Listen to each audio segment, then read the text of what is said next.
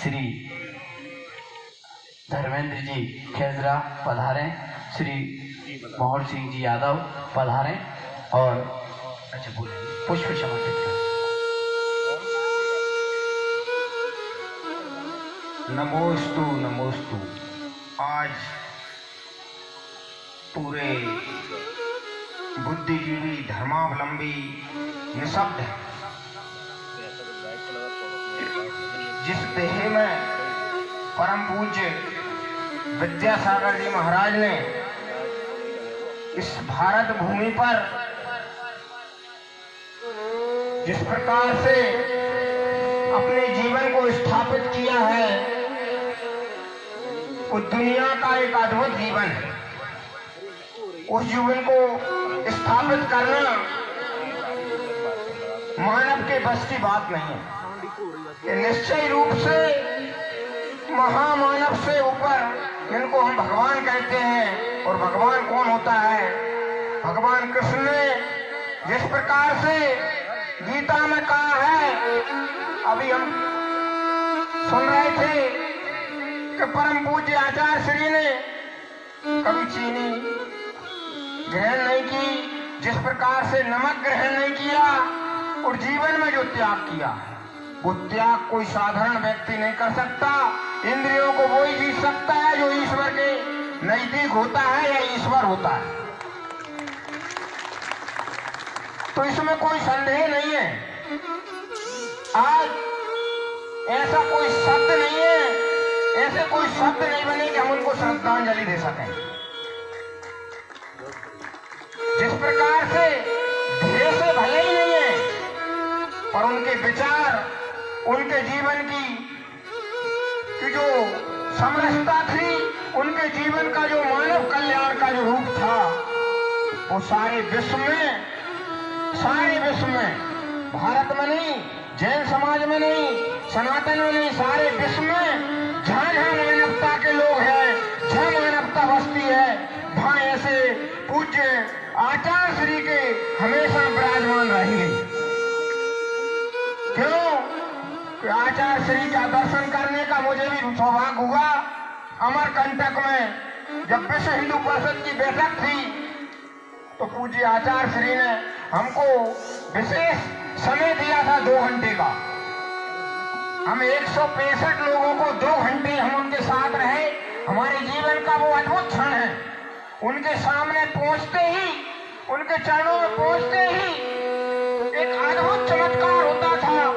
अद्भुत, क्योंकि आदमी के अंदर विकार भरे हुए हैं, और उन विकारों को यदि किसी के सामने पहुंचने से उन विकारों की कमी होती है, और विकार अगर मन से हटते हैं, तो निश्चय वो ईश्वरी शक्ति हो सकती है, निश्चय वो दिव्य शक्ति है।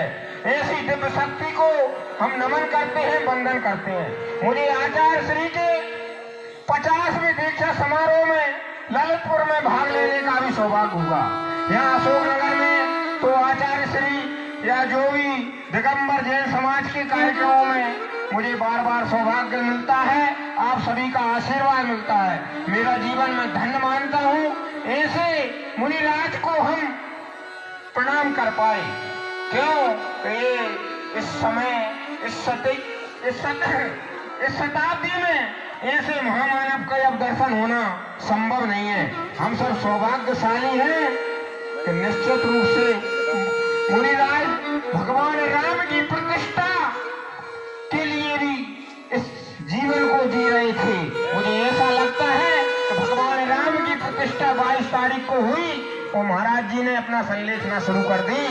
और जिस प्रकार से मुनिराज ने गुप्त नवरात्रि में समय अपना जो ध्येय त्यागा है, निश्चित रूप से मोक्ष और कल्याण उनके लिए कहना बहुत छोटे शब्द हैं। ऐसे मुनि महाराज को मैं विश्व हिंदू परिषद की तरफ से, रेड क्रॉस की तरफ से, सर्व ब्राह्मण महापंचायत ट्रस्ट की ओर से और सभी शहरवासियों की ओर से कोटि कोटि नमन करता हूँ, वंदन करता हूँ।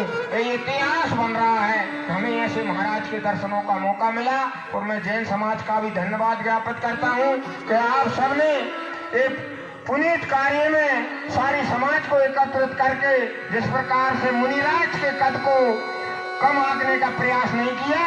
और ऐसे मुनिराज को इस धरा पर हमेशा नहीं होते, ये बिरले ही होते हैं। और बिरले नहीं, महान होते हैं कि जिनके 500 से ऊपर ऐसे संतों को देकर गए हैं समाज को।